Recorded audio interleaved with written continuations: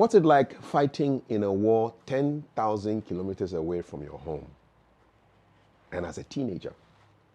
My guest is Warrant Officer Class 1, Joseph Ashite Hammond. And he fought in World War II many, many years ago. He's now 99 years old, and he has a story to tell. W1. Are you going to permit me to mention the battles? Yes, we're going to mention everything. I'm happy to have you on the show. Okay. You come from a long line of warriors from Teshi. Yes. Are you surprised that you ended up fighting in the army? Not surprised at all. It was God's own design, God's own plan. My great-grandfathers fought. Nyofoli fought at Katamanso War. He led all the Teshi troops to the 1826, to the Katamanso War when they fought. So you see, we have passed through a meal of life. I hail from both mother and father, or from royal family. Mm-hmm. You know, Sempe family at Accra. My mother's father was then, 1857, was the Sempe chief. So both my mother's side and my father's side, I'm a royal, the same. So you see, you can put your questions. I'm ready for you. And I'm ready for you too. So you're a royal warrior. Yes. What was it like growing up as a young boy in Accra? I was young. During the 1930s, I was with my uncle. My father's immediate sister, the one after my father, actually married the Judge Alfonso Brown. He was the chief secretary of the Supreme Court, 1930 to 40s. And my aunt married. And so they actually adopted me. They took me in as their own child. I stayed with him when I was around 8 years. I grew up. He did everything for me. He has made me what I am today. Mr. Judge Alfonso Brown, he has made me what I am today.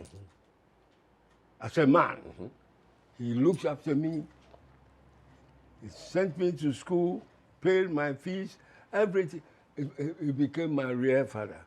So when I went to the Ambassador Hotel, the first time, I was asked to bring somebody to guarantee me. So I went and told my father, Judge Alfonso Brown, that, well, the hotel said they wanted somebody to you guarantee me. He said, oh, why? I'm your father. Yeah, so he went. It was there when he went there to see the management. Then, when he brought back the name, he made it, because I used two names, Joseph and David. So, he said, David Brown Hammond. Now he added his own name, the Brown, to my name. That's how close you were? Yeah, that's how I became Brown Hammond. Okay. So in Togo, everywhere, they know me as Mr. Brown Hammond. Even Brown, more. But let's take it back. So when you were young, were you, I know in certain parts of Accra, there's a tradition of young people from the GAM fighting. Yes. Did you fight a lot? It was a national game. It was Kwame Nkrumah that stopped it. When he came, previously, every Sunday we had fighting clubs, like the football clubs. What were the names of some of these clubs? Yes, fighting. What were they called? Did the clubs have names? My 11 and Argonauts. We have names for the fighting club. We select our people, those that are strong. Then Sunday they will mark a line with the chalk, like this. And they mark another one. So they start fighting. There was referee. And you fought? They fight and they won't. That's why the guys, they don't fear blows fighting. You see? What was your toughest fight as a small boy? So you see all our boxing champions. Their guns. It's the DK Poison. Yes, indeed. Clute Robertson. Azuma Nelson. Azuma Nelson. Yeah. All these people from our childhood. This is what we So do. it was part of the culture. Yeah. Yeah. It was the culture. How Every Sunday, you gather, then you bring your best team. The other one, like Kotoko and Haas. So it was boxing. Then the referees will stand. And because they give cup and some cash also, the winners, Yeah. then they will start, you start the fighting. Any protection, raw fist or gloves? Raw fist, and sometimes you see blood. How young were you when you're fighting at that Oh, age? at that time I was about between 8 to 10. I used to watch, but I was not participating. I was not among. I just a child watching them. So I knew it. You see, this is a game. Until when Kwame Nkrumah came, he gained power as the prime minister. Then he stopped the game. He said it was too bloody. It was too bloody indeed, very, and risky too. Yeah. So you were educated through the Presbyterian system, Exactly. and Senior school. yes. How did you end up in the army? It's very interesting. Honestly, for me, the army is in my blood. You see, right now, I'm 99, but when there is a war in Ghana, you throw me the gun and finish. That's all. I will fight. W. I will fight because it's in the blood. It's in the blood. You see? Okay. So, you know, I used to see the soldiers. And the camp, it was not Burma camp, it was Giffard camp, Named after who? General Giffard. Okay, so that was the original name. Yeah, General George Giffard. Okay. After the Ethiopia War, Abyssinia War, he came. He was in charge of the whole West African troops. So they named the camp after him. Gifford Camp. Giffard camp. Only when we returned from Burma, later on, before he was given that name, Burma camp. Burma camp. Okay. So you used to see the soldiers when you were growing up. You used to see them. Of course. In town. But they were fearful people. You see, about the mortar people and the artillery. Hey, when you see them with their cap, green cap, and they were fearful. What was the uniform back then? What was the color of the uniform the The soldiers color, used to wear? the same khaki. Okay, brown. It was, we were the first to bring the green battle dress from Burma Aha. to camouflage us. Because, you know, we are black. And when the jungle also green, and with the green battle dress, when I sit like this, you pass, you won't see me. Camouflage. Yeah, camouflage. Indeed. So we brought it. You brought it back. 1945. Fantastic. Yeah. So did your parents know you wanted to join the army? Not I alone. Every coastal and even, let's say, educated people, they don't want their children. They take it as just the, you know, the illiterates that they join the army. Because back then it was a lot of people from Hausa the Hausa, northern Hausa people who joined the the army, northerners. and they felt that because they didn't have education. Previously, the army was being controlled by the northerners. You see the one who slapped him? Yes. Corporal Gushi. Gushi, from the north. Yeah. He slapped you on the day that you were trying to enter the army. The day that I was entering, that morning he gave me that atomic slap. What did you do? You see, we form a queue. Somebody jumped the queue. He didn't look well. It was a mistake. He thought it was I. So he came straight to me and gave me that atomic slap. I fell, and I started seeing the stars during the day. Instantly. It was terrible. It discouraged me. So I left and went behind the buildings. There were vacant buildings, no offices there. It was for training the soldiers. So I wept bitterly. I wept. I was 16 years. I wept bitterly, and a certain grown-up man came, you know, to advise me. He said, well, these are some of the things. Sergeant Gushi did very bad thing. He didn't watch well. Then he slapped you. I saw the man, but he slapped you rather. So where I said, it's part of the game. I'm a man. I've come to join the army. So he asked me to run away. He advised me, he said, this is your chance to run away. When he left, I pondered over it and I said, what? After all, I'm a man. What is slap? Slap is nothing. I'm waiting for worse things because even during the war, you know, it involves in death. Even that one. What about slap? Oh, come on. So I stood up. I went back into the line. When he saw me, he said, you have come back? I said, yes. I'm here to join the army. I'm determined to do it. And he told him. What was Corporal Gunshi's response? He was surprised when he saw me. He said, Kabonga, so you are back? I said, yes. I want to be a soldier. When the captain and the lieutenant turned up to screen the people, to select, they saw me. I was so young. I was not up to the age. I should have been 18. But they said no. So first thing the captain asked me, if you are asked to kill your mother, would you do it? The captain asked me in presence of the lieutenant.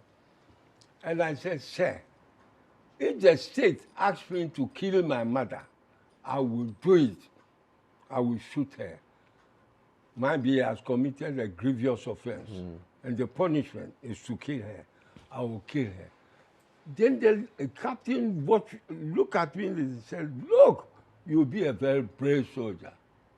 The lieutenant also commented. He said, you'll be a great to kill your mother. I said, yes. If the state, because the state comes first before my mother. Not my mother comes first. Do you still think that people believe that right now, in 2024, that the state comes first? Kwalo. They don't care. To kill your mother, then what about the one who was asking me that question? He knew it was a dicey question, very serious. My own mother that born me, no. But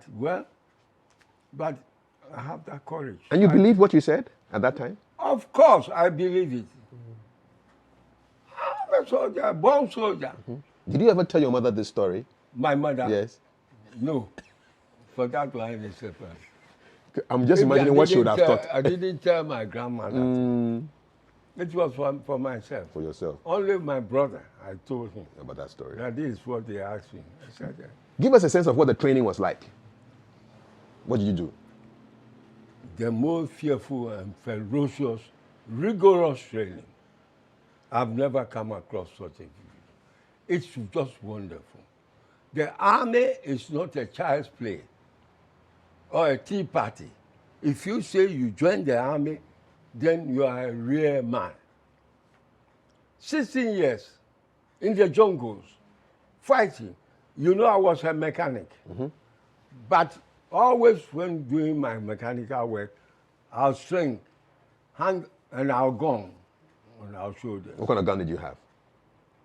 Shoot, cock and shoot that time. Is it Bren? Not rapid, but we have a Sten gun. Okay, Sten. That one, short one for officers, is rapid. But this one, you cock and shoot. You cock. It was, universal. Everybody. The enemy shoot the same. Only the Bren gun, rapid.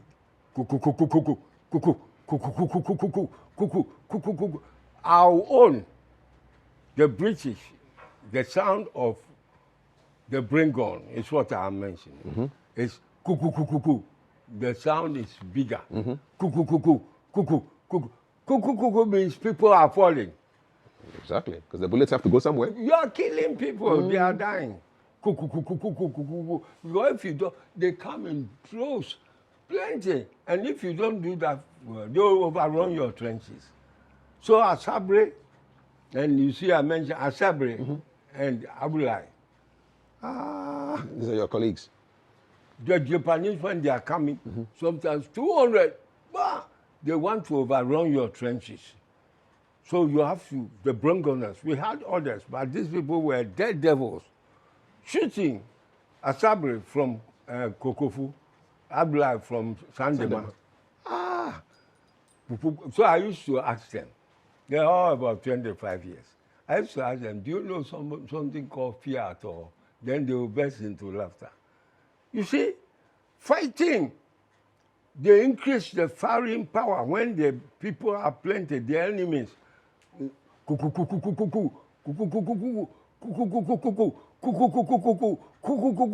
Human beings, human life is nothing.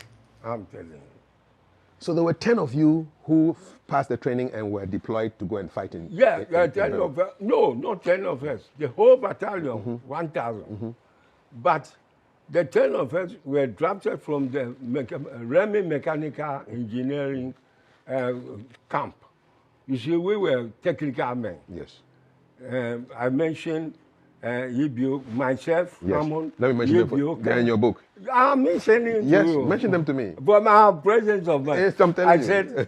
I said, Joseph Hammond, Ibio Kan, Cranton, Crensil, Amonu, Anoba, Anefi, Abi Okan, Kwakuvi, and Lomoti. Yes.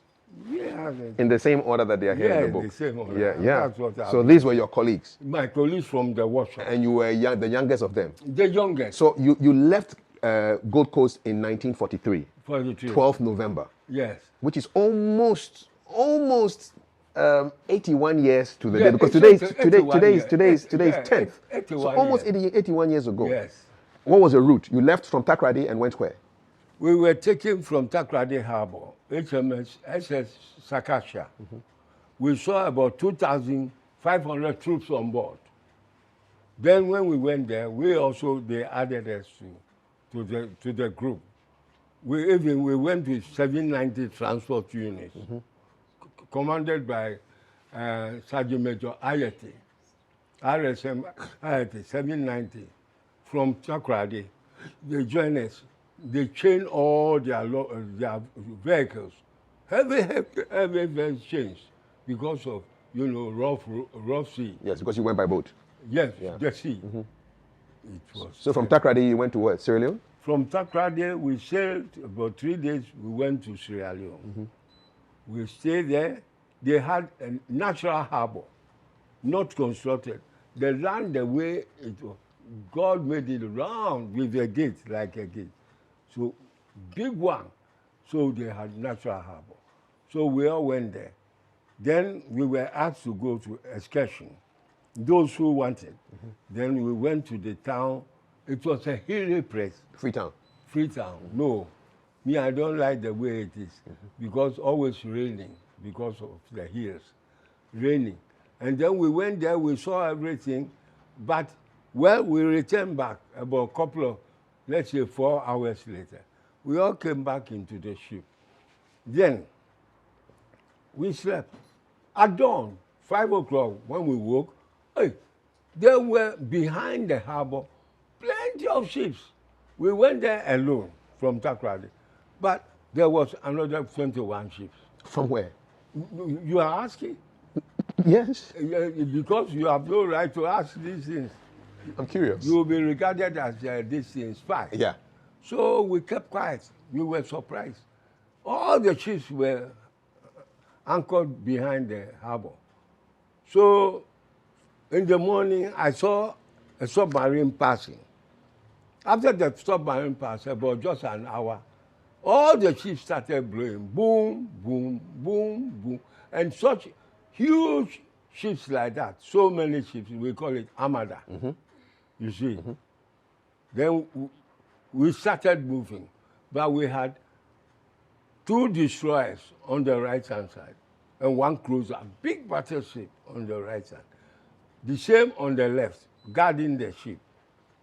Then occasionally on our way, 12 Hurricane fighters, army fighters. Jets. Jets. Yes. Used to pass. That time there was no jet.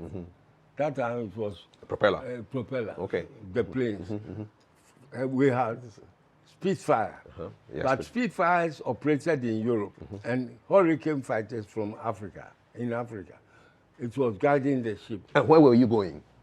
We were going straight like this. Occasionally the 12 planes will pass over. For us to know that they are guarding us. And then the destroyers, 2 on the right, cruiser, big battleship here and there, all going like this. I understand that you used to move in a zigzag formation. That's why I'm coming. We went for some time, then later on, the whole ship will blow. Boom, boom, boom, boom, boom. Then they change course. Then we will go like that, and then they will change course again when they blow. So one day we ask the officers, why not go straight?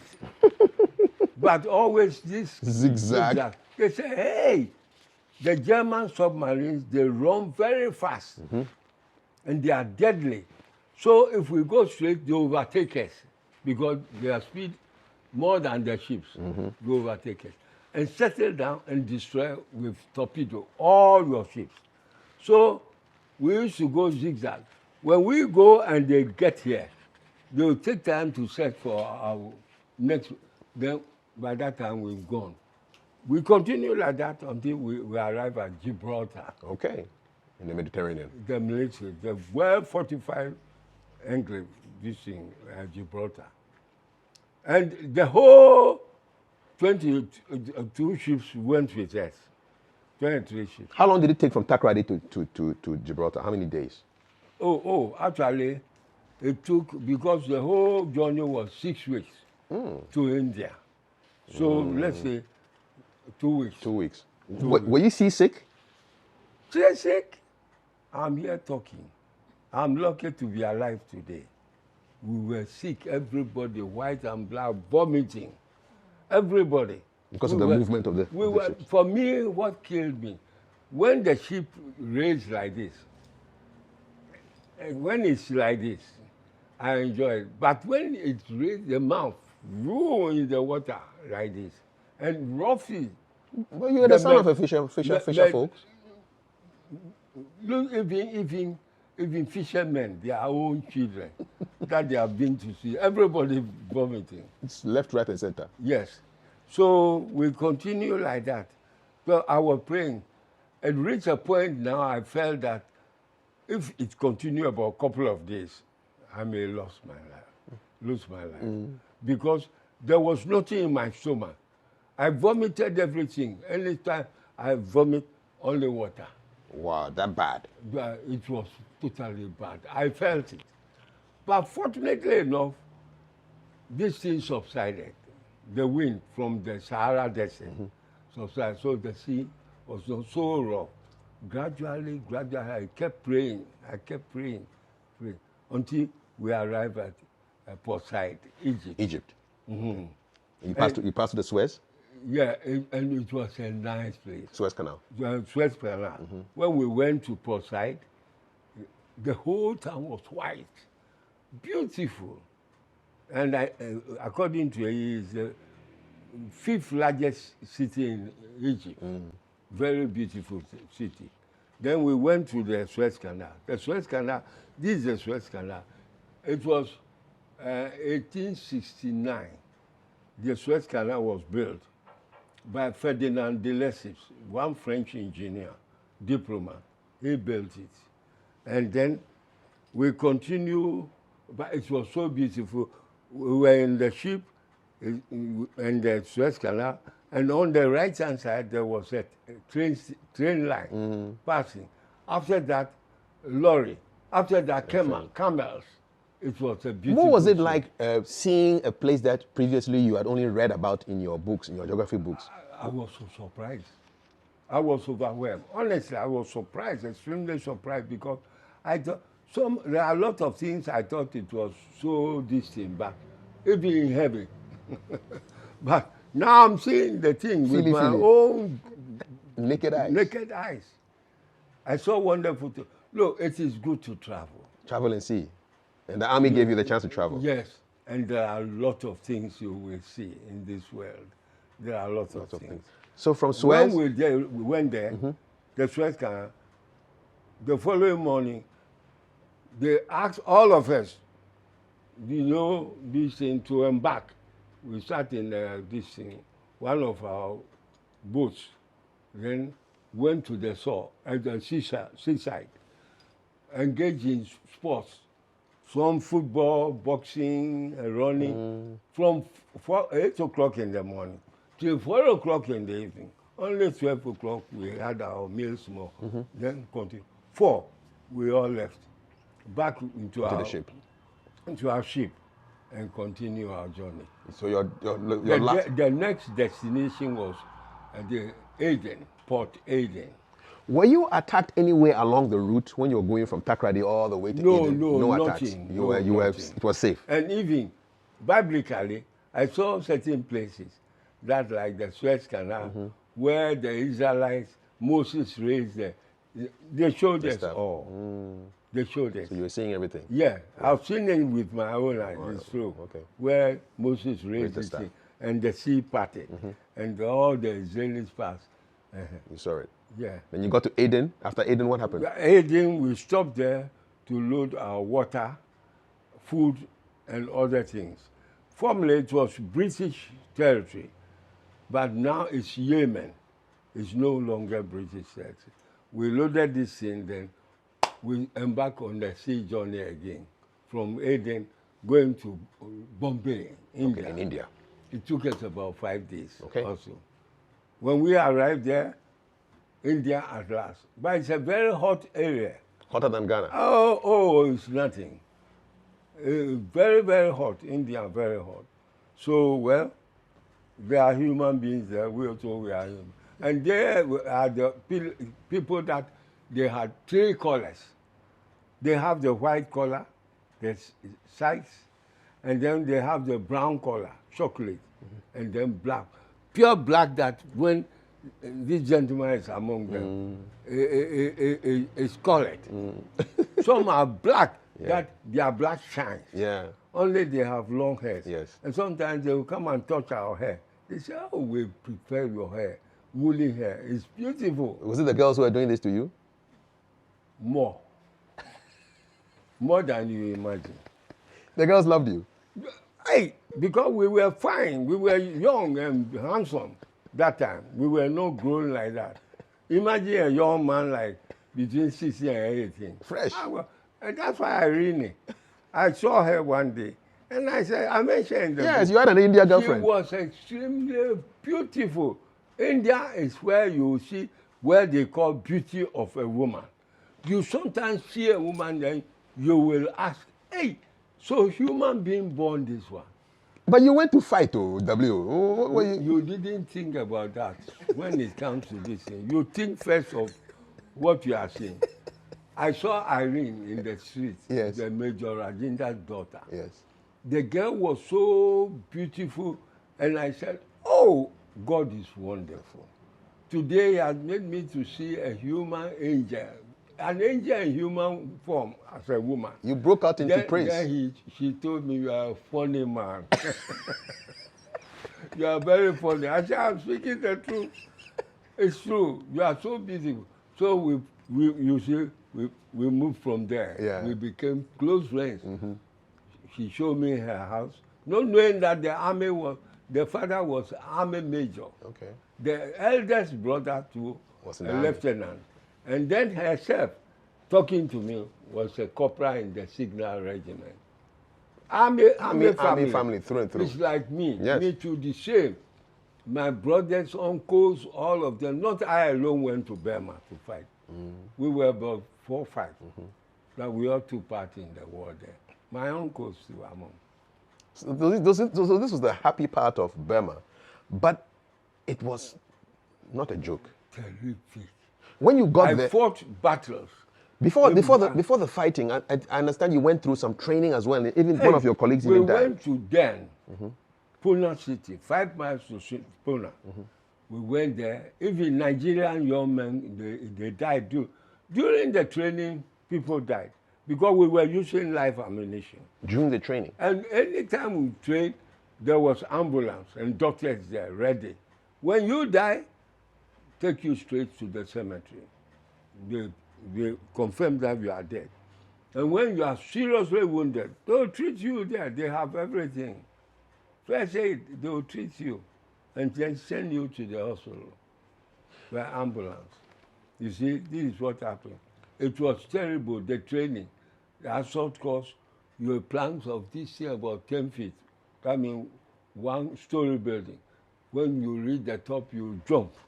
But when you jump down, you have to be careful not to jump with your this thing. To land on your heel. The heel. You break your foot. Your toes. You have to land on your toes. You come down, then you spring up. Like a cat. Like a cat.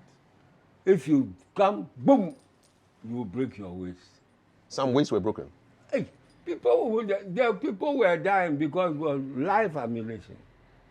So you have to jump and come down. It was hard for me, but I had to try because I was young, so I didn't care.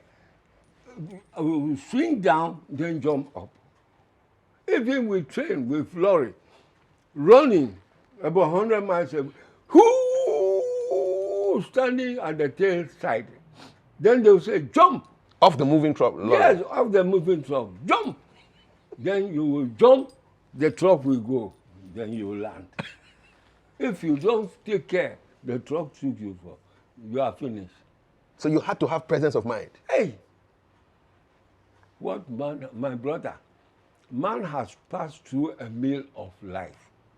I fought in Butidong, fought in Mayon, fought in Pakoku, fought in Mabu and Kindongi. It was a terrible, fearful fight. Fight that I have never seen that before. The wars. There's a chapter in your book which is the smell of death. What does death smell like? Smell. Mm-hmm. Blood, you see, I told you, 120, read 125. Mm-hmm. There was any bullet that comes from the enemy because it was Mayon. Mayon. A very beautiful city we wanted to capture. And when we capture it, it will open avenues for us for all everywhere. Is that the barrack? It's named after the barracks in Takrady, Mayon. Yeah. Okay, so it comes from this place. Yeah. And you were there. Yeah. Mm-hmm. I fought there. It was there that was most terrible, fearful fighting. Describe that I've never come across in my life. So you were fighting the Japanese? Yes. Okay. And they don't fear. They don't care. They believe that when you die in war, you go to the Almighty God. So that was their mentality. You see, so everybody, you imagine fighting, everybody wanted to die. Mm-hmm. So the casualty rate, it was too high because they wanted to die. Instead of you, when you capture him, you have disgraced the whole family. Then nobody wanted to disgrace his family. They want an honor. When he dies, the whole family, the country cheer. They respect the family. So everybody wanted his family to be respected. So what they normally do, you can never catch. Even when you catch a Japanese, be careful because maybe he's hiding a grenade. Mm. And when he won't pull the trigger, the primer, when he sees that you are all plenty of people around, they will pull it. So that you can go with him? Yes. Maybe if you are 20, 30, all of you will die. Do you remember some of your friends who you lost? Yes, Francis, and a lot of them. Papov, A.B. Mensah, and then this in Lomoti. And then those 6 young men, they were going to join. They were not from my unit. They delayed. And instead of doing this thing, so the boat capsized. And took the whole 6 of them. We were watching. What could you do? It was war. Were you able to cry and express some emotions? To cry, they will court martial you. You will go court martial. So people cry. I cry secretly. You will cry, but nobody should see it.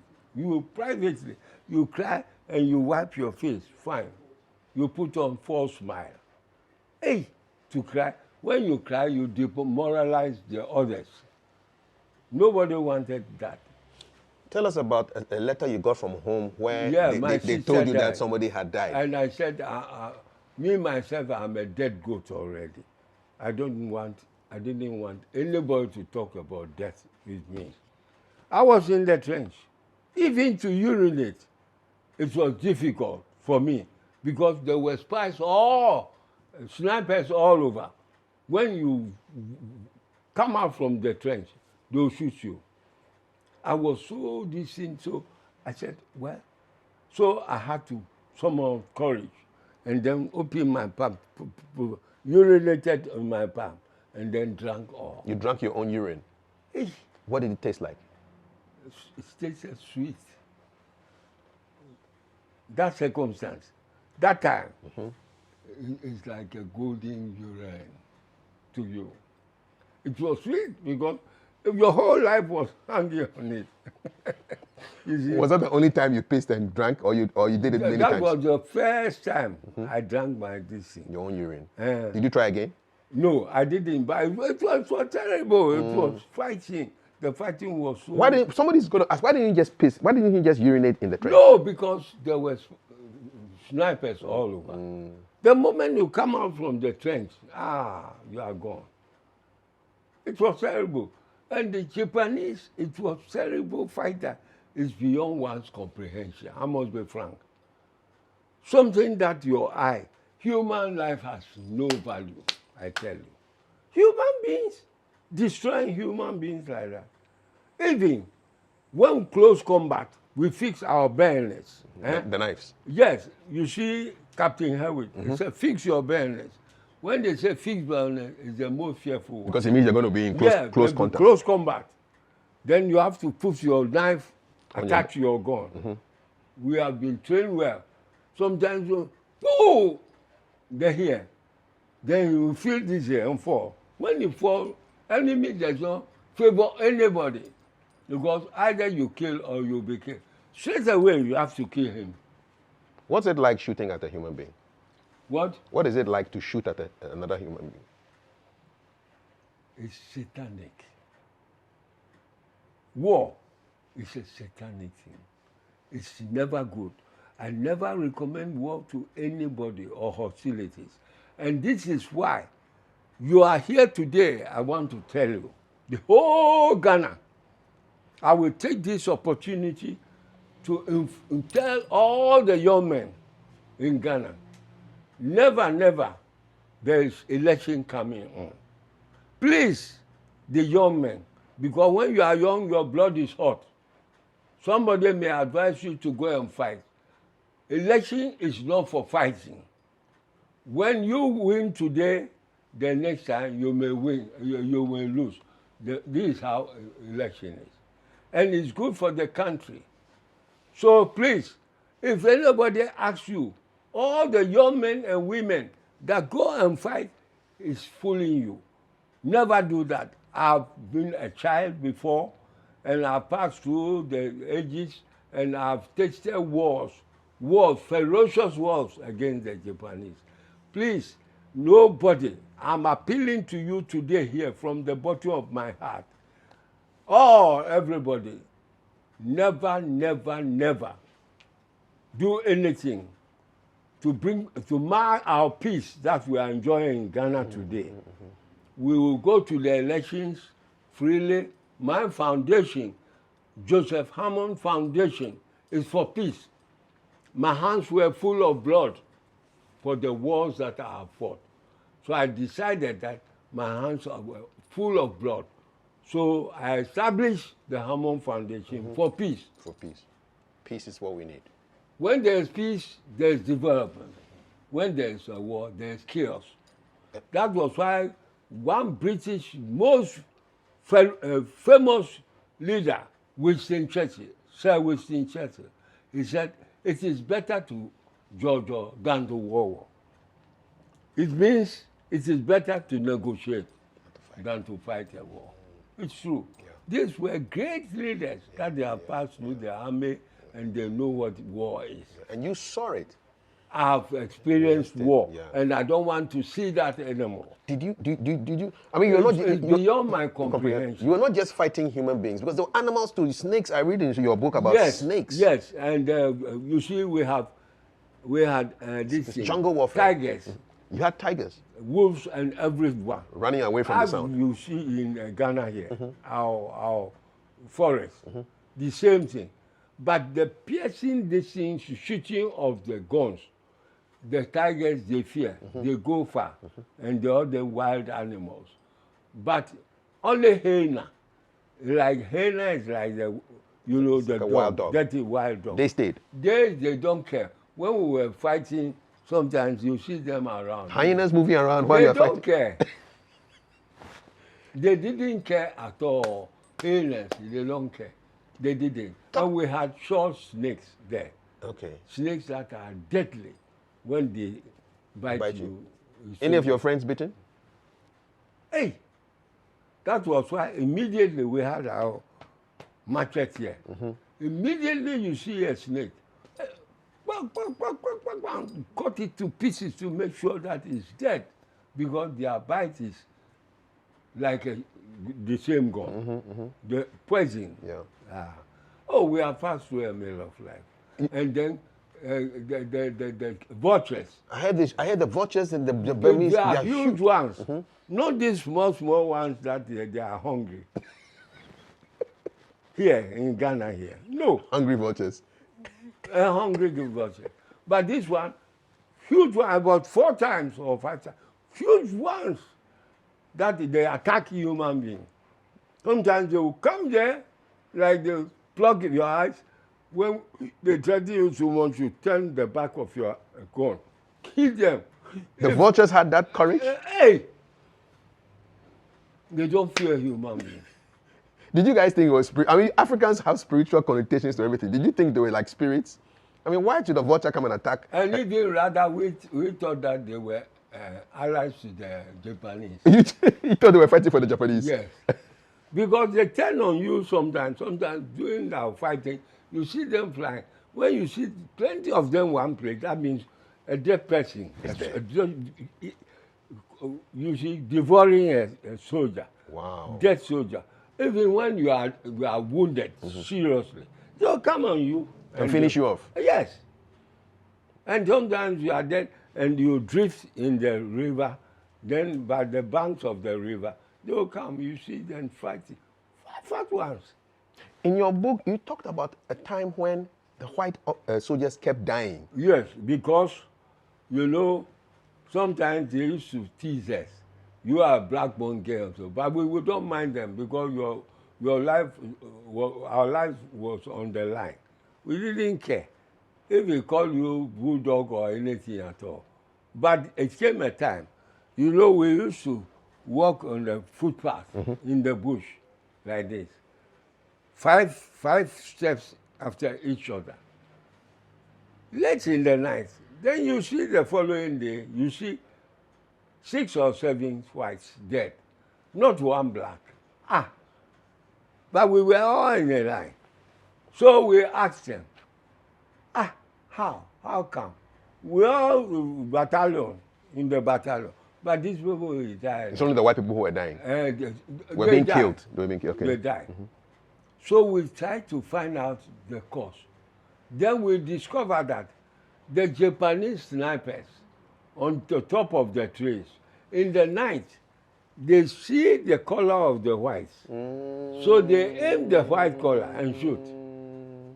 But the blacks, they didn't see Because we have natural camouflage. Yeah, natural camouflage. So the command, the army command, thought that no, the whites were dying because of the snipers. So they had to bring a camouflage ointment like this, flat one, black. You cover all their face and their hands everywhere. Their, The exposed parts of their bodies. everywhere. Because when the enemy sees it in the night, it will aim at that place. So they make sure we help them, then we insult them. We insult them. They said, you said you call us black monkey. You see, you are artificial Monkey now, because now you're... Yeah, black. You see, so then they will turn into laughter. All of them. What was the feeling like working with, because you had Indians, you had blacks, you had whites. This thing was Esprit de corps. excellent. You see, our relationship was excellent. If somebody tell you we are quarreling and so forth, hey, quarreling while you are thinking of your life when Japanese are this thing, our relationship was very good. You see, very cordial, very good. Did you fight with Major Anthony in Burma? Hey! He was the first African soldier to be You dare commissioned. not, because everybody believed that he was a super officer. The whites, when we were fighting, he was in 5th Battalion fighting, and the fighting was so severe that the colonel, who happened to be in charge of the battalion, we come to him, not the 2IC, to plead with him. Anthony, the situation is grim, it's bleak, so please help. He was not the 2IC, but he will come and select people. We call him Captain Dama. He was in 80s first. I was in 80s, but the camp was not far. Then he will select you. You come, you come, you come, you come. He will select you and give them instruction. When I give the order, shoot, he said, Dama, everybody fall on my right-hand side. If you go left, you will die. Spiritually, he was leading them. And he said, go, Dama, everybody will go to the right side, start shooting. What does Dama mean? Eh? What does Dama mean? Right. Okay, in what language? Agu, Okay. left. Dama, right. Is this Hausa? Yeah, Hausa. Okay. You see? Then he shot them. It was a terrible fight. And imagine the people fighting them. Everybody wanted to die. Oh, my brother, we have passed through a meal of life. I want to tell you. I'm telling you. We have suffered. One of your friends actually had his intestine. He saw his intestines. My own cousin at the Papo Mingo, at the Signal Regiment. You see, we have some Signal people who make sense. They show us where the enemies are hiding. Then we go there. Sometimes we go patrol to trace it. And following day, we attack them. You see, he came, they were bombing, and the whole ground was shaking like this, like an earthquake. The bombardment, artillery, too much. So, is it loud when these things are happening? Hey! When bombs and guns? Because they were dropping the bombs at the same time, the artillery, boom, boom, boom, boom. Sometimes, I remember on 3 occasions, I was sitting, that time I was not in my house here, the other house. I saw like a video showing like this, playing, hearing sounds of the gun, how they were shooting, the planes bombing, and so forth. Like video, like this. Like a flashback? Yeah, it's in your memory. Brain. You still get them sometimes? I see. 3 times it has happened to me. I sat in the parlor, the sitting room, watching, I alone, quietly. Then I saw all passing like this, shooting. When people were dying, screaming from gunshots, shouting, oh, it's terrible. When it happens like that, what do you do? When I see people in the ground dying, their eyes and what's happening, so I turn my face and pray quietly in my head. Oh God, help me. You, Jesus, you are my helper. You are my protector. Then I move on. So your cousin saw his intestines? He shot. You see, when the sniper, the bomb fell, he was holding a walkie-talkie. It blasted. Then part of the bomb cut through his shirt, cut here. Then he felt something coming before he realized all his intestines was coming out. Lord. So he quickly tore his shirt and then pushed all the intestines inside. He performed his own surgery? Yes, he pushed it inside, then tied it. Then tied the stomach tightly. During the fighting, sometimes it was lucky. We have tents far off, operating people, operating. So they took him there? They took him there. They sewed him up? They took him there. It took them some time. It's not too far, like from here to the police station. Fighting, we're here, and fighting, and they're there. So they took him there. They saw it. But you see, it's not like nowadays. medical this thing has improved. So they sold it. But when he came, the Japanese planes came again. Bombing. He was in the trench. Bombing. So the whole threat loose. And the thing was coming out again. He's in that time. He pushed it back again? Hey! Then again. Push it back again. Tight it. Then we went the second time. They took time to operate properly for him. What kind of man was this? Yeah. Oh, it's in my phone. In my phone. You see him. My own cousin. He saw his intestines twice. Complete on 2 occasions. So he used to joke that I said, for me, I will not die. If I die, then God's own time that I'm destined to die. But nobody can kill me. I've seen my intestines twice. Nobody has seen his own intestines. By me, I've seen it. You nearly lost your eye in the war. Yeah. Tell us that story. It is true. What happened? You see, I was doing this thing, then all of a sudden, I realized that my eye was protruding. Your left eye? Painful, coming out. Then I asked somebody, he said, your eye is coming out. This one, coming out. They have operated. Coming out. He said it's bad. So another one said it. So I approached some of the officers. They said, oh no, Hammond, it's too bad. It's coming out. You're this thing. Not knowing that somebody that was seriously wounded, actually, the blood was on him. It went into my eye. Somebody's blood went into your eye? Yeah. And caused an infection? Yeah, the infection. The doctor said it. 40th General, Dr. Crockett. I didn't know. So even they do part my spinal cord. They do a water there, and the needle that they use, like a cow needle, big one like this. And before they operated me, the thing was so painful that they gave me an Indian nurse, lady.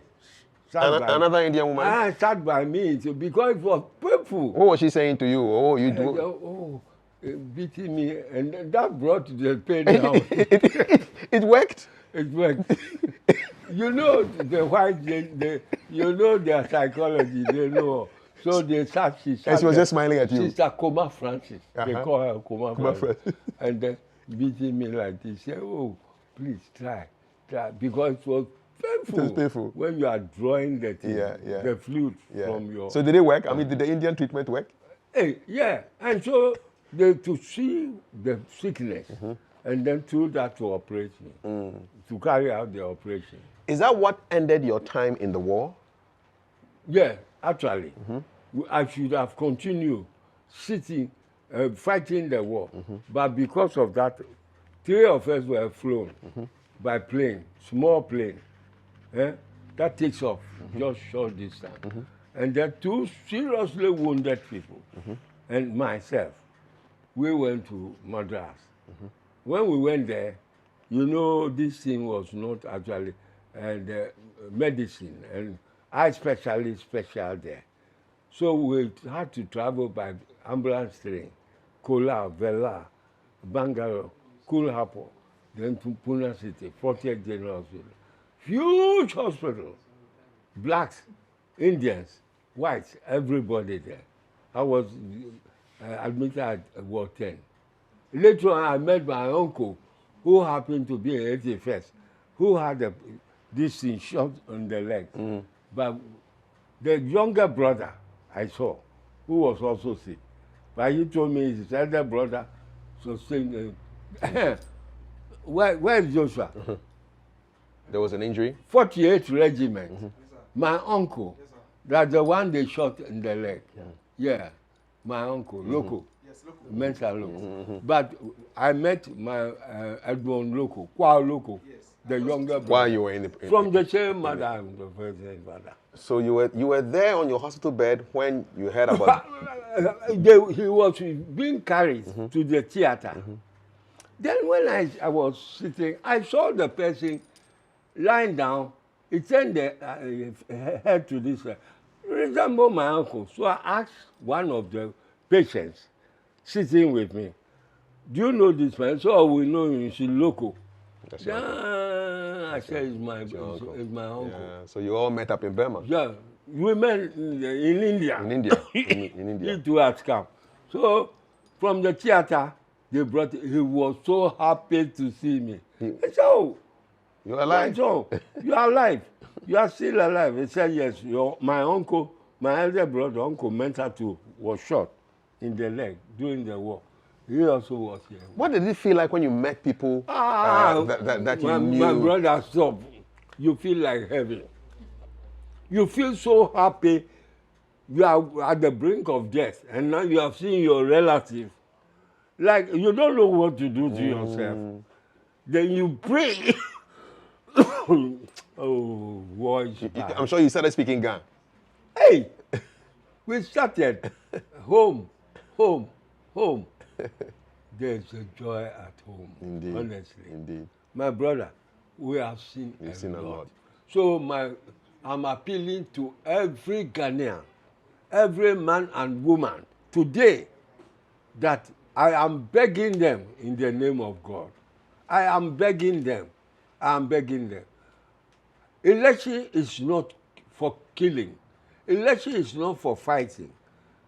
You can win today, tomorrow you will lose today, but next time you will win. So I'm begging them.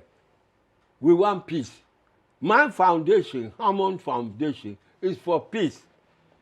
I have dabbled in wars, 2 months battle, and plenty of blood on my hands. That's why I formed the foundation for peace. My foundation is for peace and help the deprived people, to help them. So I'm begging all of them. We should go to this election peacefully. Nobody should fight. Whoever will win, we have to accept it. Indeed. Maybe next time he can also also will win. win. Do you agree with the Americans dropping those bombs, nuclear bombs on Hiroshima and Nagasaki? I will not say it's, yes. Because you were on your hospital bed when it happened, right? Yes, because you have no this thing favor for the enemy. The Americans wanted to win. The Japanese, they refused to, even when the war finished in Burma. Some of their troops refused to surrender. They were still fighting. So their emperor, Hirohito, sent special emissaries from the palace to come and inform the commanders of the Japanese army that whoever refused is the emperor who says they have to surrender because Japan has surrendered. Even that some of them, after that, our troops were left there, part of our troops, we should have come, all of us, but they left 1 battalion there, under General Stockwell. Well, after Hirohito sent the message, when our forces ask you, are you going to surrender or not? You say no, then we kill you. Then we kill all of them. That's why they left a battalion there.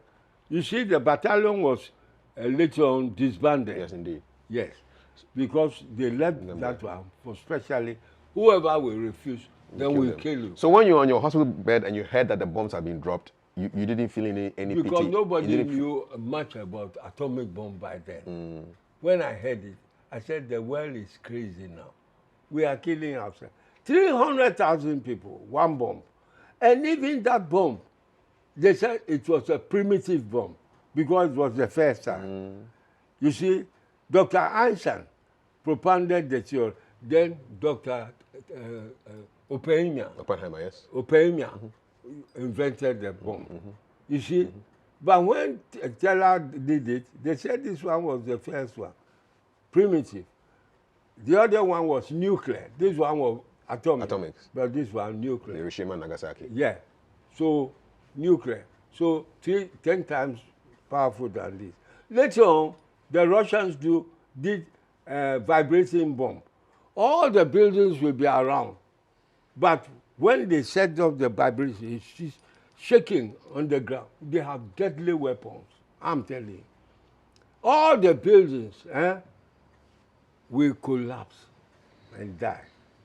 Then another one during President Carter's time, a Jewish scientist, American, neutron bomb, neutron. You just imagine. Then everybody, when you drop the bomb, anything that breathes, either animal or human being, all your nerve center will collapse. 15 minutes, you will vomit and die. All the building will be intact, standing, but human beings and animals, that's why it's hard. It's difficult to engage in. The war is terrible. It's beyond your comprehension. So after 2 years and some days in service, you I was continuously 2 years at the battlefront. That was a lot. Fighting.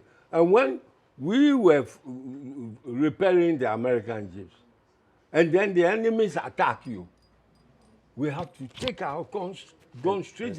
We become infantrymen. Yeah.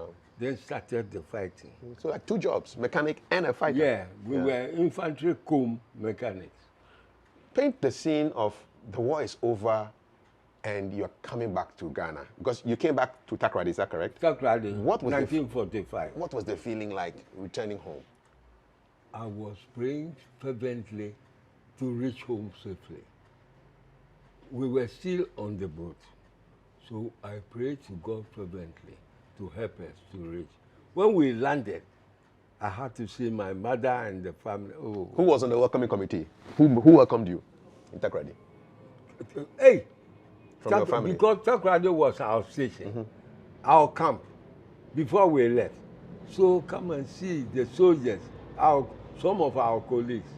You know, not all of us were drafted, 10 of us. Our colleagues were there. They learned that we were coming. Hey, it was in the joke at all. You were 10 who left, but only 8 came back.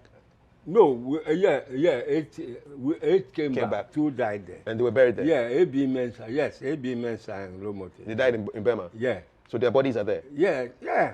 Wow. They are not the only one. Even they were lucky because they used to, when we died, sometimes 70 people, the bulldozer would dig the hole, big one, push all the dead people inside, cover it with this thing, how do you call it? The white one. Cement, concrete. This one. Limestone. Limestone. Yeah. Cover all the dead people. Then the bulldozer, after our prayers, then we had pastors in the army. They will pray with the commanders. Then they will push, the bulldozer will push to cover all of them. What was it like witnessing that for the first time? Sometimes about 70 people. The other one we fought, when Major Roger died, we were 60. But I was safe. Granted, myself and this Ibioka, we were all safe. Yeah. How did you feel witnessing it? Witnessing a thing like that, a ceremony like that, how did it make you feel? That was nothing to us. You die every time, every minute, every this thing. And you have no right, when you are eating, the whistle goes, you have to get up. In the middle of your meal? Hey, who are you? So the many times you had to leave whatever you're eating and go? Of course. You have to, so when you are eating, you eat quickly. Because the whistle might blow at any time? Yeah, when it blows, then you have to go. Your mother was especially happy that you didn't show her a red card. Yeah, the red card. Explain that to us. Good. You see, before we went to the war, they will ask you, we want to give you some money from the bank because you are going to the war. You are working, yeah. Who is your next of kin? Who are you selecting? Some of our troops, they have wives. But me like this, I was not having wife, no teenager. Girlfriend, nothing. Teenager. So I asked them to give it to my mother. So was the Indian woman your first girlfriend? Oh, I don't know. Later on, before I saw her, okay. Irene. Yes, but you said you left. You didn't have any girlfriend before you left. Yeah. That's so she was your first. The first. Okay, all right. Back to the story. You see, Mommy. first. Yes. But even by that time, I've selected my mother already. Okay, as the next of kin. Yes, next of kin. Okay. Okay. You know the lotteries, that was where they paid the money. The lotteries was there a long time. Yes. Then they paid the money. So every month they would pay money to your mother? Yeah, they will give you a card, green card. Okay. When she carries the card, go, and then the army clerks, they will go through her record, everything. Then they will pay her the required amount, the money. Good. They will pay it to her.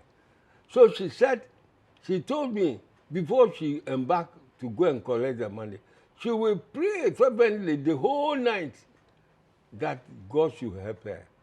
Because the moment you go with the green card, they take the green card from you, and they give you a red card. That means your son is dead. Oh. You see, yes. That's why my mother thanked me. That you didn't give her the red card? Yeah, the red card. I'm sure some mothers experience that. Because people weep there, rolling, you know, women, on the ground, roaming like this place, the mortuary, like the mortuary. Because many people, not everybody receives the green card. Exactly. When you give them, they give you a red card. Maybe 3 or 4 people. Yeah. Then you see the family rolling on the ground. That means you won't come there again. Exactly. So you came back. I came back. Yes. And some men also came back and found out that their girlfriends and wives were no you longer, have read the they hadn't waited for them. Have read it. You see, you know, some of we the men, you have a close friend, and before you embark on this journey to the war, you entrust the woman, your own girlfriend, to him, because it's your best friend. Oh. Then they start keeping with the girl. And some impregnated some of them. Oh. So before we arrived from Burma, they told all of us, the commander, they assembled everybody from the repatriation camp. When you go and you see your girlfriend is not faithful to you, please don't do anything. Go to the nearest police station and tell the commander, this is what has happened.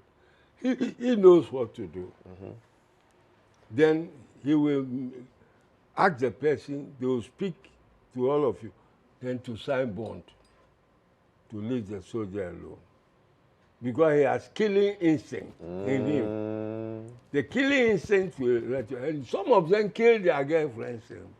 Are they like this, kill the wife? Ooh. The wife was so sensible. You see, you were with one child. Then he made the allotment to you. You were enjoying that money. Then you took a man, another man. Then they wrote to him from the family. He didn't say anything. When he came, he said, okay, this thing could happen to anybody. Because I kept long there. Then you were not faithful. Okay, don't worry. I will still marry you because the child is there. But she rather refused to accept the man. She rather said, I won't marry you. And the man said, oh, there was no quarrel, there was no problem. We love each other. There was peace between us. But why are you changing? Because of your new man. So it brought killing instinct to him. Now, one day, he called the woman. I didn't blame Adi at all. I know him very well. I knew him very well at the camp, at this repatriation camp, when we were coming. I knew him. So he said, you see, Adi had suffered from mental problem before. He was admitted at the asylum before things were okay, before he joined the army and then went to the war. So there was some medical problem about him before. Okay, when he came, then called the woman. He said, look, I love you. You are my wife. I have your child, a child with you. So think about this thing.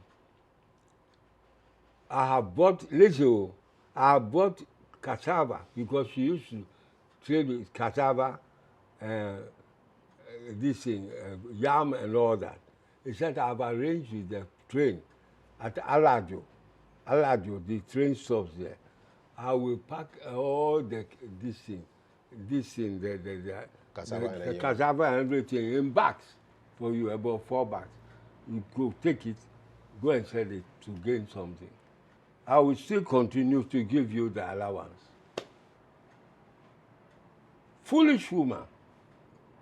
At the point of year, you were walking from the brewery side.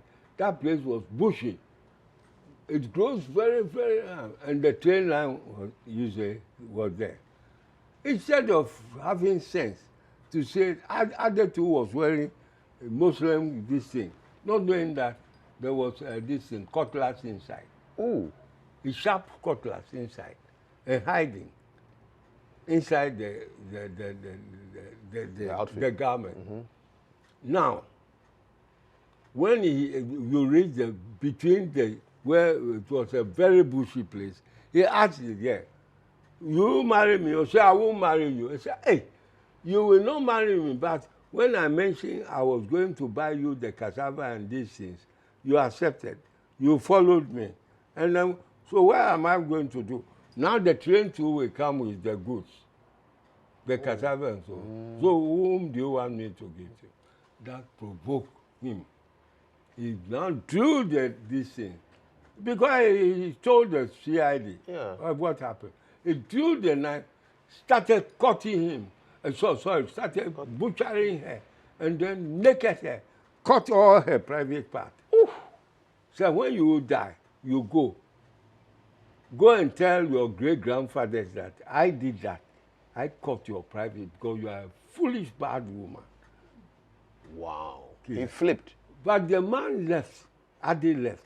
When he was going, some pieces of blood in the dress. A CID man was passing. Then he saw the blood. Pieces of small Flecks blood. of blood, yeah. He didn't say anything. He followed him. You know, the CID followed him. Until he met another policeman. Then he told the policeman. So they were the people that arrested the man. When they arrested him, he threw the cutlass away in the bush. But when they arrested him, he narrated everything. He said, "Yeah, I killed her because she was a bad woman. I cut her private part." When they went there, according to the police at the court, he cut all the private part. Terrible. Finish. And what happened to Ade? They went to the court. You know he had previous medical problems Yes. at the asylum. Yeah. He was treated then before he went to the. He said, his lawyer said, "Oh, he was a patient of the asylum. Now he had had trouble before. Yeah. So because of that, he did that. So he was caught. They set him free. Scot-free. Oh, wow. They set him free. So you see, women that are bad, that they don't keep straight to their husbands, it's not good. If you don't love the man, leave him, divorce him, go away, to be free. This is my advice I'll give. All women, only the men, unfaithful men too, please stop that. Don't do it. But the women especially, because men will live in a polygamous society. We will marry 2, 3 women, but you are not allowed to marry the women. So please, if you stick to one man, I'm advising you, stick to the man. If you don't like the man, divorce him. I'm not asking divorce so that it will be rampant. No, I'm just advising because to avoid unpleasant circumstances. So this was one of the effects of the war, you know. The guy flipped and killed his wife. Yeah. Wow. I'm sure other people went through all kinds of things. Yeah. Did you suffer from post-traumatic stress disorder? I didn't think about that at all. I was thinking how to be safe rather, no woman. Women, plenty. Not Arlette Irene in India.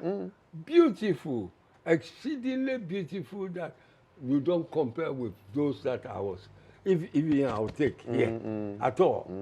Because India is the most beautiful women, you get it in India. That's why the beauty contest, world beauty contest. They keep winning. They have won all. How did the war change you as a person? I was always tough. That's how God created me. Only very, very, very tough, but considerate and kind. The same. I was not wicked. I don't like people doing wickedness at all to people. No.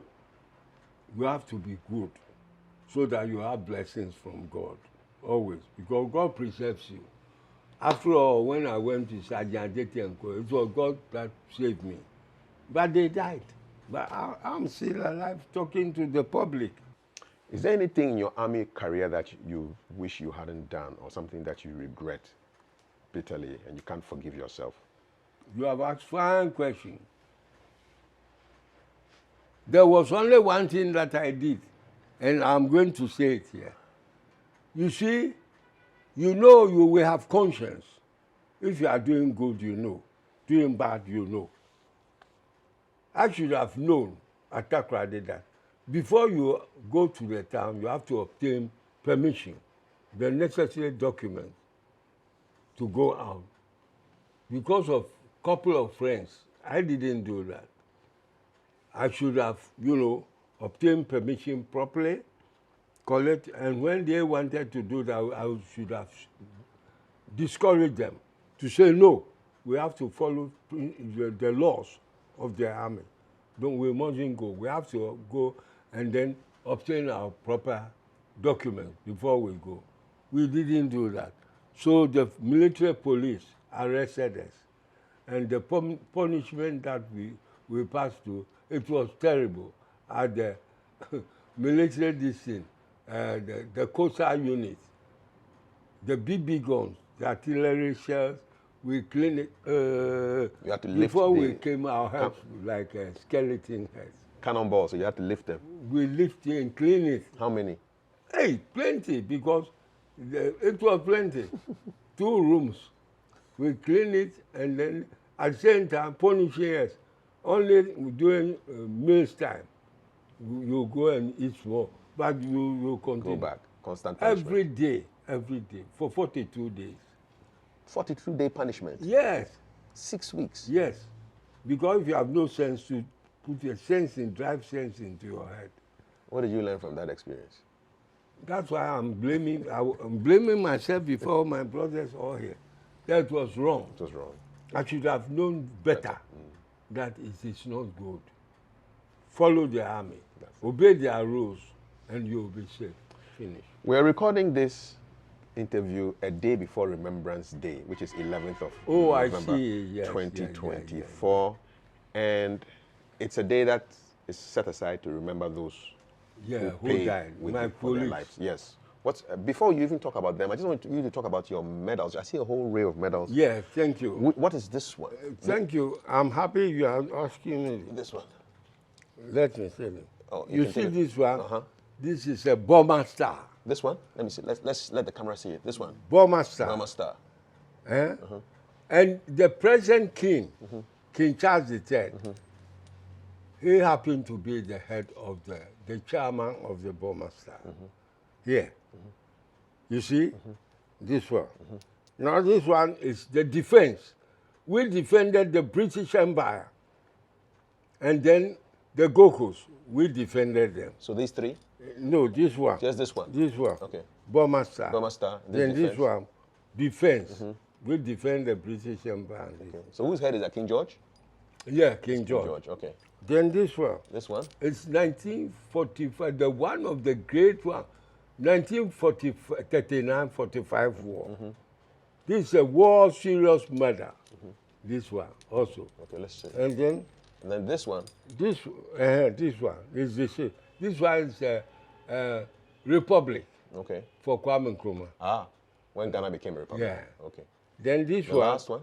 It has kept long 81 years now. So this is a war medal. 81 years. Yeah.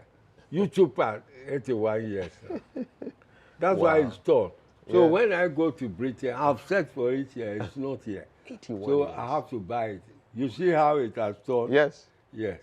Wow. 81 years. There's a war medal. Yes. We're very proud of your service Yes. because you... All that I have fought, yes, this was. it's all here. I fought a war so many, Butidong, Mayong, Pakuku, Mabu, and King Donkey. Ferocious battles. And you I survived. fought all. And you survived.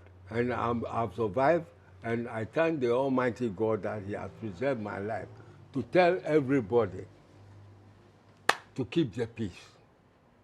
I love peace. When you think of your fallen brothers, and tomorrow will be a very solemn day because at the Osu War It's a pathetic Memorial. day. Yes. Mine, I will remember. Even after my death, that we came back, Ibiokai and Krati, my closest friends, they were grown. Now they are dead. They are no more. Remaining I alone. Sergeant Jeto, I know them. Their unit is different, but we were all soldiers. They also died before me. All of them, the three were Superintendent Emery, killed them before me. I remember I was standing behind Sergeant Jeto when he shot. You see, he asked us to give him our petition to Sergeant Chrissy. Yeah. You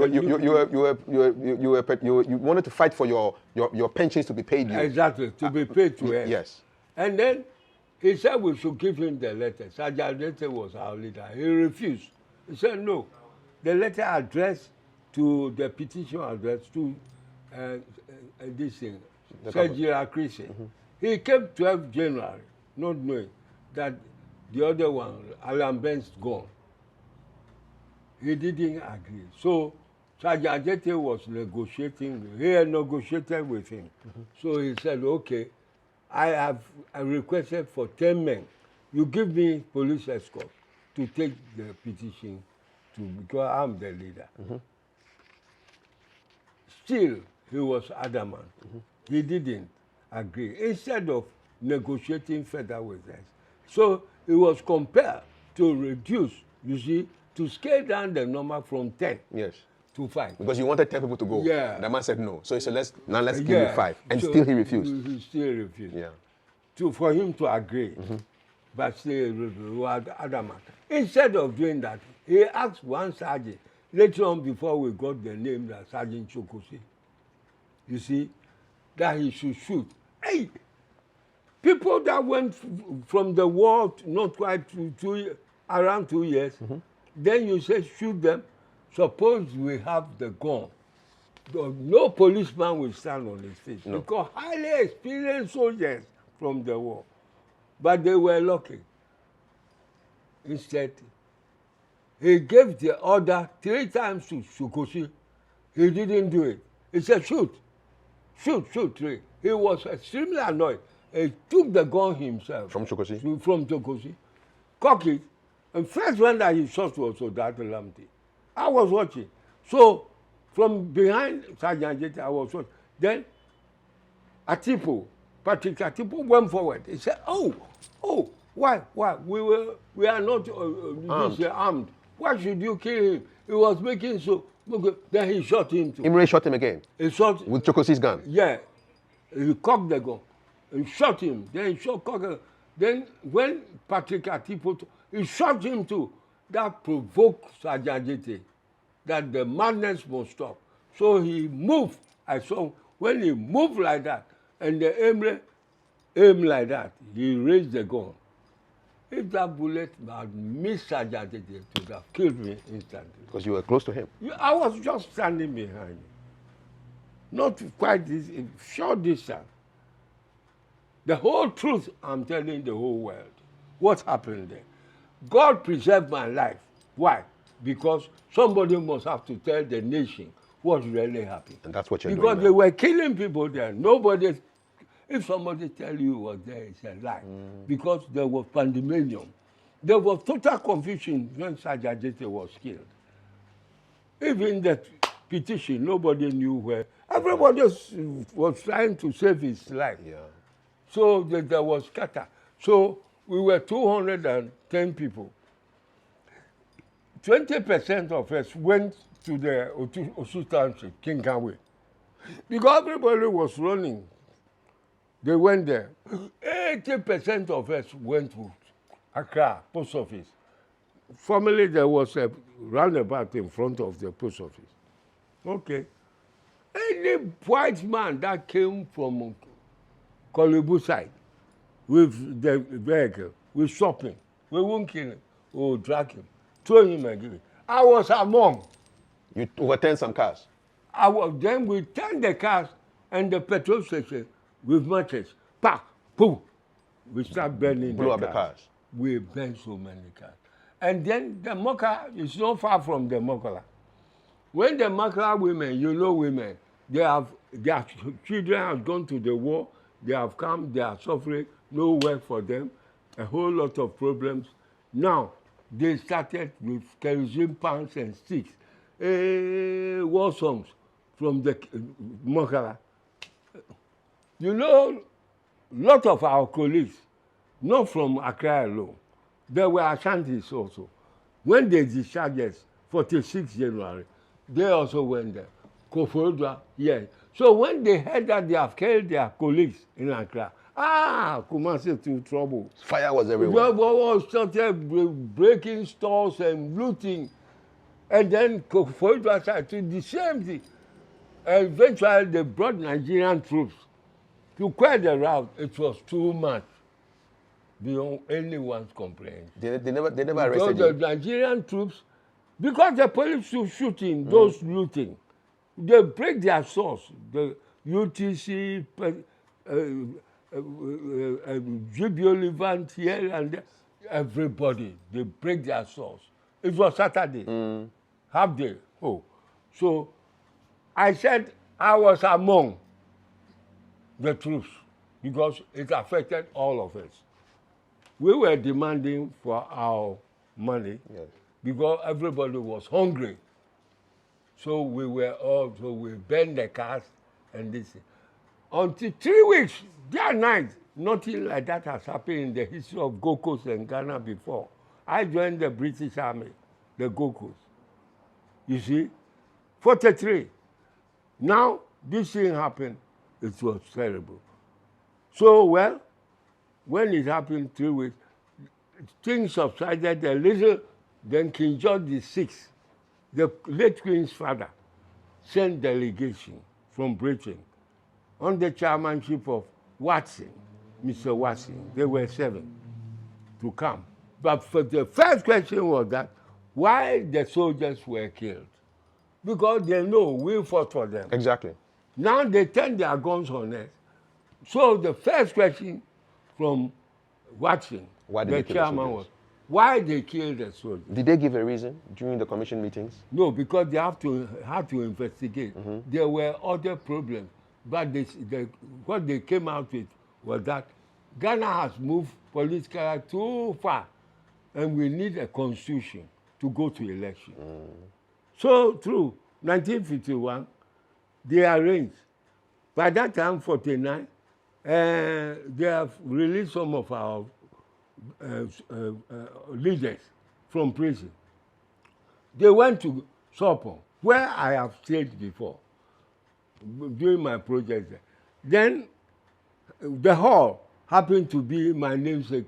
It's called Hammond Hall, or Guantanamo, at the place called Guantanamo. When you go there today, Hammond Hall, the political leaders meet there. They met. There's something people don't know. Today I want to tell all of them. If I don't know whether Kweku Baku knows it, his father, when they went there, you see, initially, the United Gold Coast Convention, they were lawyers. And they were doing this in one day. Akwaje told them, hey, look, we have promised Ghana Gold Coast people that we are going to obtain self-government for them. Every morning we'll go to the court to plead and fight our case to get something, to look after our family. One day, if we don't take care, Ghanaian Gold Coast says they are not fools. One day they will come and lynch all of us here. Unless we have somebody special for this political matter.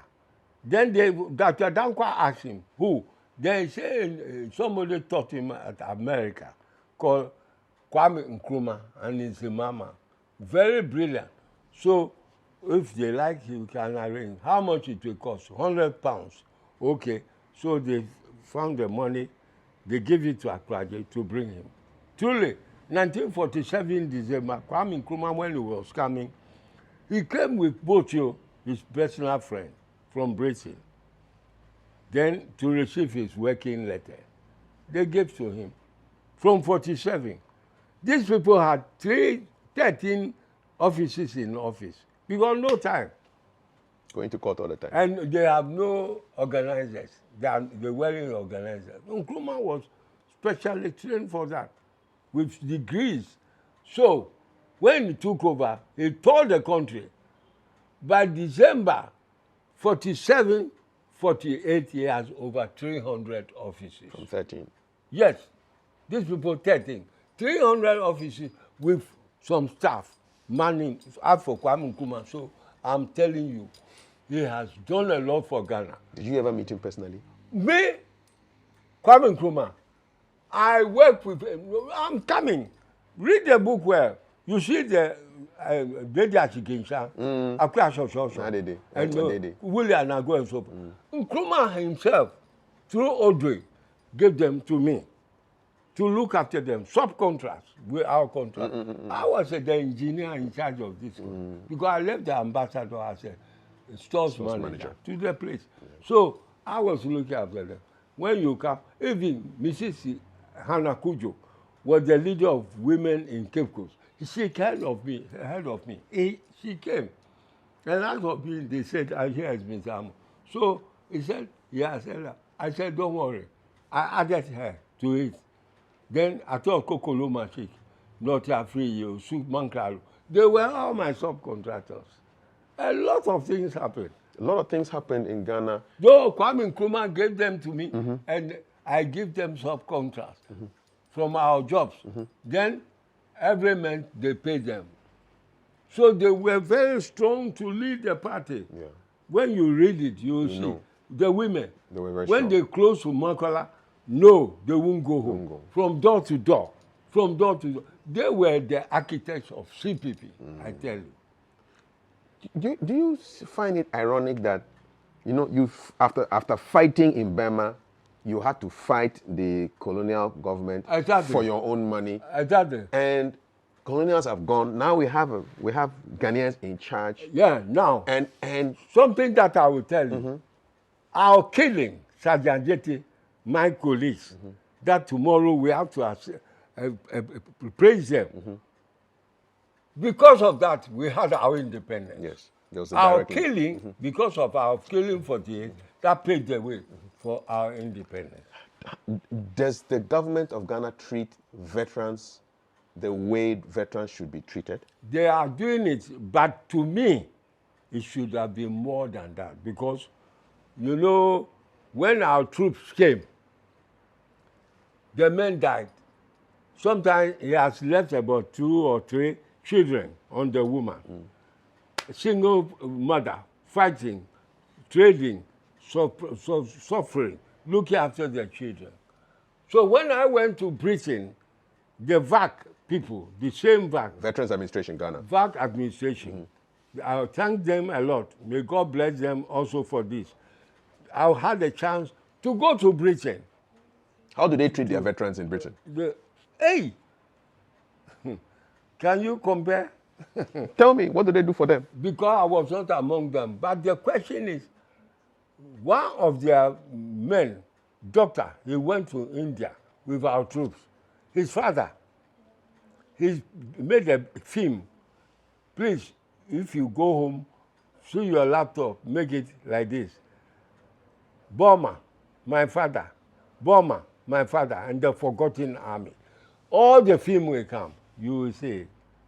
He came, took Enim, one of our soldiers who went to the war, to Burma to make the film. Very interesting. Sometimes I used to watch it. Enim, he died last couple of years ago. You were telling me how the British treat their veterans. You cannot compare because the amount they were receiving. We were receiving 30 shillings. You know shillings? 30 shillings. What could that buy? What could that buy? 30 shillings.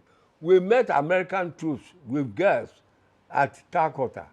So during the conversation, they asked us, we said, well, they said you have joined a very bad army. You see, very poor, bad army. Because they were being But paid they didn't tell us how much they were receiving. You know the Americans. Then some of them told us, look, all our money is banked in American banks. This one is just an allowance. We'll spoil it with the Indian girls because you don't know when you go to the war, you won't come back again. So we are consuming with Indian girls.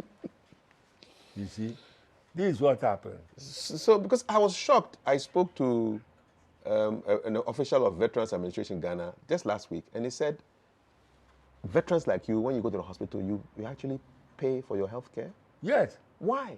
You see, for instance, some time ago, I went to the 37. They said because of I did say I was not having, something has expired, my card. National Health Insurance card. It has expired. Because of that, I had to pay some amount. You say, well, it's funny. How did that feel? How did you feel? Now they have packed civilians to go and check. Civilians alone goes to 37. Previously, it was we alone, soldiers. Soldiers alone. But now civilians have gone there, and this and everything is in a mess. You see? You had to pay? Yeah. After you almost lost your life? This is what is happening. Why shouldn't we fight 48? That's why. Now, Emre kill us. Yeah. Now we have lost our lives and everything, our livelihood, everything is in a mess. Look, Ghanaians, my brothers and sisters, I repeat again, we are going to our elections. Never, never fight. Never cause any trouble. Now, we go to the election, you may be fortunate. This time you win. What about next time? Maybe you lose. Your opponents may lose. So please, I am still calling on every Ghanaian from north, east, and south. Don't fight. That's it. Election is not for fighting. So, Fight, think, and win. That's all. Fight, I will advise them. think, and win. My foundation is for peace. Hammond, Joseph Hammond Foundation is for peace. Amen. Please go to your election and be peaceful. Don't fight. Don't fight. Don't fight. Our election is not for fight. Now I'm advising the Electoral Commission officers and the police. All of them should be neutral. Their duty is to be neutral, not to back anybody. When somebody asks you back and say, no, we are officers. We are for neutral. Indeed. Electoral Commission. Neutral. This is advice I'm giving you all. Thank you. And finally, to end this chat, very engaging chat, I want you to deliver your Remembrance Day message. I'm looking at the poppy on my chest and the poppy on your chest. What does it mean to you, and what is your Remembrance Day message? We put it on the 11th, the leaf, 11th. Why we put it 11th? The First World War, the armistice, it stopped at 11 o'clock. All the shootings, the same. The world was too. So we are asking everybody to buy the poppy. We are begging them. They will use this amount to look after our old soldiers. Now, I came with some from Burma.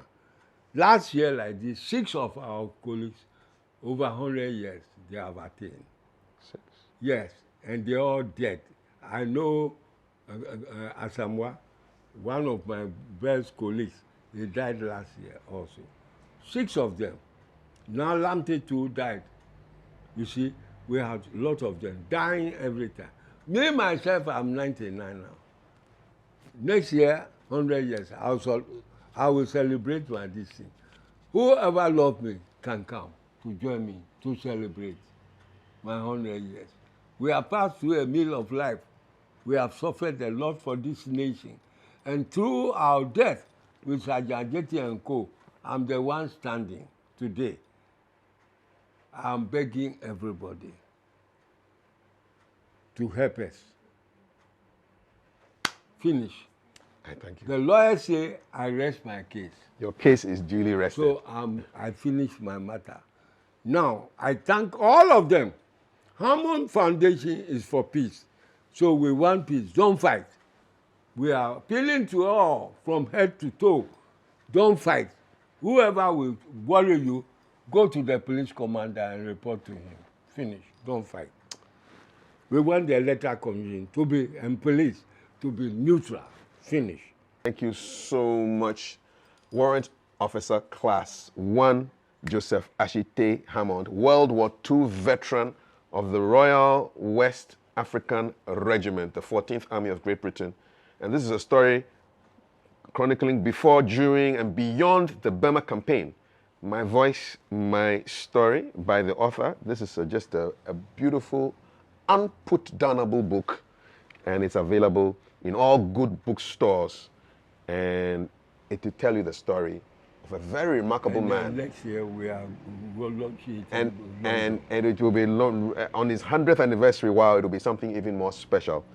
Yeah. I've just been actually captivated by the story of this veteran who has done a lot. And next year, yes, we are launching it in Britain. We are launching this book in Britain by God's grace. There's a lot that you will find in this book, including his fight against COVID-19. I'm sure his biggest enemy. Yeah. And I won't say much about that, but go buy the book, and then you will get more from WO1 Joseph Ashite Hammond. My name is Kafui Dey. Thank you so much for being part of this very special edition of our show, Remembrance Day. To express my sincere thanks and profound gratitude to you and your team, all of you. Thank you. May God richly bless you. God bless you too, sir. I'm happy my advice will just not fall on deaf ear. At all. But the public, the whole Ghanaians will listen to my advice. Amen. Don't fight. We're not fighting. Peaceful election. Finish. Thank you so much. Hashtag don't fight. Hashtag peaceful election. Hashtag keep watching. God bless.